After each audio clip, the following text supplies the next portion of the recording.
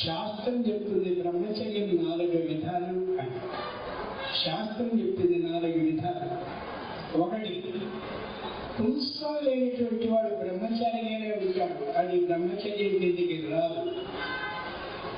పుట్టలతోటే అనారోగ్యం ఉండి అతడు ఆ తీరులో ఉంటాడు, ఏ విధమైనటువంటి వాంఛ లేకుండా ఉంటాడు, అది కూడా బ్రహ్మచర్యం కిందికి రాదు. మూడవది, తాను యథార్థంగా వయసు వచ్చేసి బాగా పెద్దవాడు అయిపోయి వివాహం అంతా అయిపోయి ఆనందాలన్నీ తీర్చేసుకున్న తర్వాత అప్పుడు ఏదైతే బ్రహ్మచర్య దీక్ష వచ్చాడో అది ఇంత గొప్పదైనటువంటి బ్రహ్మచర్య దీక్ష కాదు. ఏ విధమైనటువంటి ఆ వాంఛ లేకుండా, మనస వాచ కర్మ లేకుండా ఎవరైతే బ్రహ్మచర్య దీక్షను పాటిస్తారో అది నిజమైన బ్రహ్మచర్యం. కాబట్టి